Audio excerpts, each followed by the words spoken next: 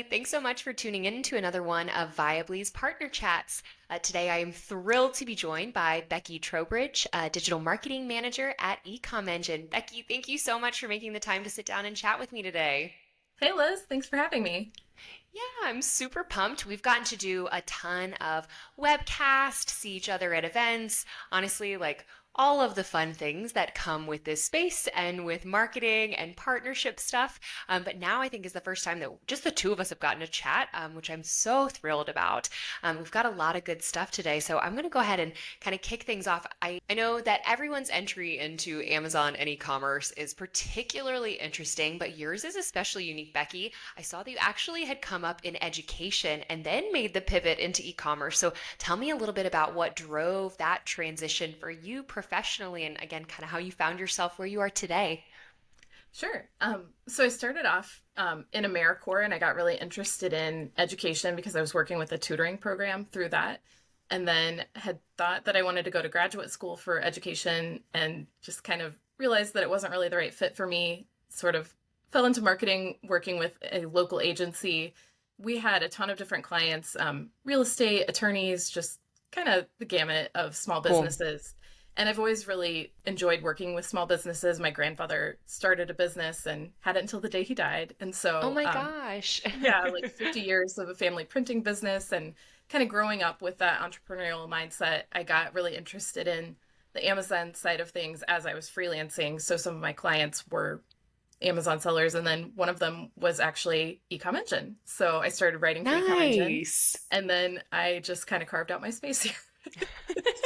That's incredible. Oh my gosh, what a great meeting of the minds. And I think we had briefly chatted about it earlier. There's a lot of synergies between education and, again, I think kind of what you're doing in your space, you're doing a lot of education itself. So resting on those previous laurels. Yeah, there's a lot of synthesizing. I find that I joke around and I'm like, reading Seller Central makes me feel like I need a law degree Oh sometimes. my gosh, yes. We just contradict each other. There's always some question. And I love just like digging into those things and trying to help people. And I also feel like sellers are so busy. Like they don't have time to Yes. go through and parse the language. They need the No. like, hey, this is what you need to know. Yeah. Are you TLDR. compliant? Yeah. So Oh I my enjoy that part. gosh. Nice. Very cool. So I was going to say too, I know we have a wide array of folks of differing experiences who are tuning into this too, Becky. So I'd love if you could just give us a breakdown of all that EcomEngine does, because I know that there is a ton. So yeah, tell me a little bit about EcomEngine and kind of where you're specializing on the digital marketing side of things. Sure. So we've been around since 2007, so a long time in this space. We started off offering really customized solutions to sellers' problems. And then Feedback 5 was born out of that because our founder was a seller and he was like, hey, there's got to be an easier way to get feedback on Amazon. Why am I going in here and like manually sending these messages every day? And so Feedback 5 was created to solve that problem. And then we expanded that tool to also request seller or reviews. Sorry. So Hmm. feedback is about your shipping, your packaging, your business, and then reviews are about your product. So just clarifying that because we get a lot of those two get interchanged a lot and they're not the same thing. They're both ratings that impact your account in different ways. So Gotcha. Feedback 5 helps you get and manage those Amazon reviews. And then Restock Pro is an FBA inventory management tool. We do a lot of really cool things with kitting and bundling and then just profit management, making sure that your numbers are right, which is where our partnership with Viably comes Yeah. in. And then Seller Pulse helps you monitor your Amazon listings 24/7 for everything from search suppression to, title changes, things that could signify hijacking. And then we've added some really cool details to our buy box alerts recently. So we're looking at why your buy box suppressed and what you can do about it. And I know like for wholesalers, that's really been a key Yeah. feature because that is a major issue for a lot of sellers. Yeah, definitely. And I think, again, immense value, not only in your product suite, but also I think you guys are truly like a Bible, one of the go-to content powerhouses in the industry as well. And I know that you and I are fellow content queens. And I've seen and read like really impressive guides that you've put together and how-tos for all things Amazon, like new programs or tips around things like those fees or pricing changes, you name it. I know you've covered it. So, with all of your knowledge, Becky, what would you recommend to a seller who's like pretty green to the space? I guess, like, what are your top three things that sellers who are relatively new should absolutely be doing to set a pretty strong foundation for their tenure on Amazon? Requesting reviews is huge. If you don't get those reviews at or after launch, it's really hard to get your listing off, or to rank rather, to Hmm. take off, I mean. Yeah. And getting those reviews can be challenging. There are a lot of really bad ideas out there. You need to make sure that you're following Amazon guidelines. So you can send a request a review message through Seller Central, or you can automate that obviously through software like our Feedback 5. Hmm. There are some other ways to request reviews like the Vine program. I've heard kind of hit or miss. I Yeah, always recommend it because especially right now, it's like you can enroll 2 products for free. So why not? totally. But it depends on your product. I've heard a lot of feedback depending on Hmm. the type of product and the type of reviews that people get. Anyway, I think getting reviews is important. Staying in stock is critical. You cannot discount that. If you're spending all this time and money, especially on advertising, to get people to your listing, and then they turn around and get to your listing and your product's not available for sale, they're just going to go to your top competitor, and you've just spent all of that time and money to drive traffic to Fruitless. your Yeah. which I think is just so disheartening. And it is Yes. really challenging to stay in stock at Amazon. I mean, we have a more competitive marketplace than ever before. We've got platforms like TikTok where your product could go viral and you have no idea. I mean, a lot of times you might be working with an influencer, but there are other times when, like you have some cleaning product and it just takes over Clean Talk, and all of a sudden you're Right. like, hey, cool, I have all these sales, but maybe you're not actually prepared for the demand. So always Exactly. having a backup plan. And I think that's the biggest thing that I personally learned during COVID, is if you don't, you need at least 2 ways to send products to people, right? Like if you are using FBA, you still need to be able to fulfill by merchant, even if it's just like, I'm desperate and I'm doing this out of my garage on a Saturday because I'm trying not to lose traction, but you always need a backup plan. Yeah, I think those are really three amazing, really sound pieces of advice. And I think that's too where with our partnership between Viably and EcomEngine, we've really been able to amplify not only that knowledge, but the opportunity in leveraging both what Viably has to offer from a digital banking and working capital solution, but also that whole host of tools that you guys have that really speak to those specific needs that sellers incur both as they're getting stood up, but also when they're trying to scale sustainably. Again, I think that that's really, really key and critical for folks to keep top of mind. I also was going to ask, kind of on the lines of our partnership, Becky, what are some of the things that you're excited about that we've done together and kind of where we're going to be taking this into 2024 and beyond? Yeah, well, we did a content swap recently, and I love that. It was really great working with Yeah. Jordan, and it's just nice getting a new voice on our blog. We always like getting Yeah. new expertise. And then you and I recently did a couple of webinars. We did the Tico webinar back in, gosh, Yeah. January, February. January. I know it feels like a long time ago. Yeah, and then you were recently on our supply chain webinar talking about the increasing supply chain costs and how to manage that with your funding, which you had some really great insights on that. So I would recommend if Thank anyone's you. watching this and didn't see that, you can check it out on YouTube. Awesome. Yeah, I've loved that all that we've gotten to participate in together. And I think, again, there's just a really strong union of in terms of how we're thinking and the ways in which we're trying to help sellers. So we've totally loved that.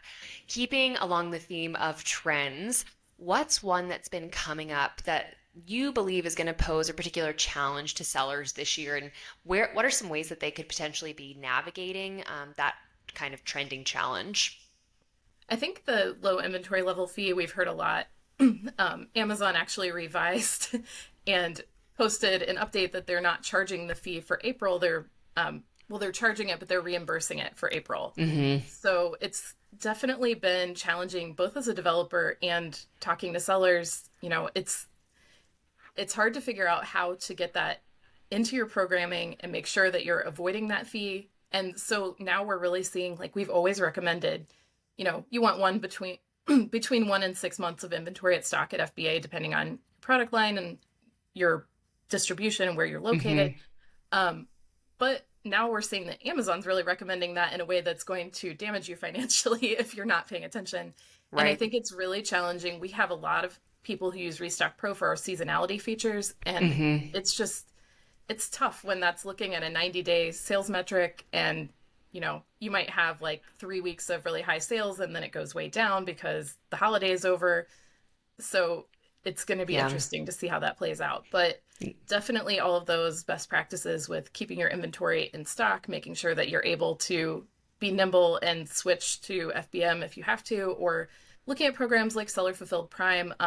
That's one that I'm pretty excited about. I think Amazon had kind of put it on the back burner for a long time, and it seems Hmm. like recently there's been a lot of interest. I know on the webinar that we did, I was surprised at Yeah. how much I know conversation there there was a was. lot of chatter around it for sure. Yeah. So I'm interested Yeah. to see where that goes. Me too. I think that there could be some really good things that come out of it. I'll be keen to see kind of how that grows as well, especially while folks are combating some of those other new fees that are cropping up. Yeah. But I was going to ask too, like in addition to not only trends for the year and challenges, you've been doing this for a while at EcomEngine. What are some of the biggest shifts that you've seen in the industry, both like from really when you started to today, and like kind of how that's been shaping just the e-commerce space at large? Like, what are some of the big shifts that you've been witness to? Well, I think certainly automation, we've seen a lot change with the review system, like I was talking about Hmm. before. When I started here, it was like people, like experts, very qualified experts, were still recommending that you send in free products for in exchange for a review, because that was Hmm. prior to Amazon actually banning that practice. And that used to be, Wow. I mean, it's like a basic marketing Yeah. ploy, right? Like, here's my product. Can you leave a Test review on it. Yeah. Amazon? And I talk about that a lot because as a marketer, it's so interesting to me the things that Amazon kind of doesn't allow you to do that would be very normal in other circumstances. Hmm. It's like, oh yeah, well Yeah. most companies you would Try before you buy. offer, Yeah. like a 10% discount or something. And Yeah. yeah, so you always have to be very careful that you're understanding and following all the community guidelines and seller Yeah. code of conduct. And there are pages and pages that you need to be paying attention to. Yeah.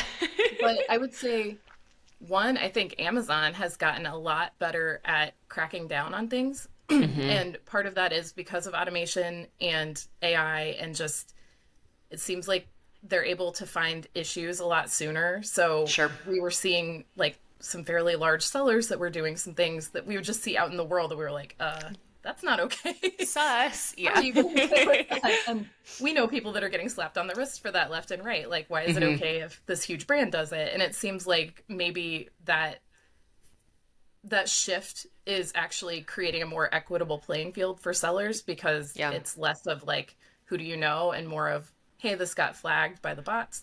On the other side, the bots have caused so many headaches. And I Yes. know, Yeah. like, Yeah. They've wreaked havoc. yeah, Chris McCabe's getting ready for his Seller Velocity conference, and we were Hmm. talking recently, and he and Leo were telling me that they had someone with a like 2,000 listings had been changed by Amazon's AI or something, and it had caused all those problems. And it's just like technology can really give you a lot of advantages, but can also really cause a lot of problems. So always making Yeah. sure that you know what's going on Yeah. and try to understand what you Definitely. can do to Hmm. combat any issues is really important. Yeah. But I'm sure that that's been an interesting thing to watch evolve over time too, again, with the rise of AI and automation, and to like see that firsthand in some of the changes and how you previously equipped folks. And just as you mentioned, being nimble, the ability to adapt to those and adopt. I yeah, think that's just kind of general how to be successful there. So one of the last things I kind of want to leave our listeners with today, Becky, I know we're recording this now in April, but whenever you're tuning in, if it's down the line a little bit, what is kind of your final recommendations for folks as they begin to prep for things like Prime Day or even the holiday season? Again, I know it's April, but if we look at the calendar, things are flying by.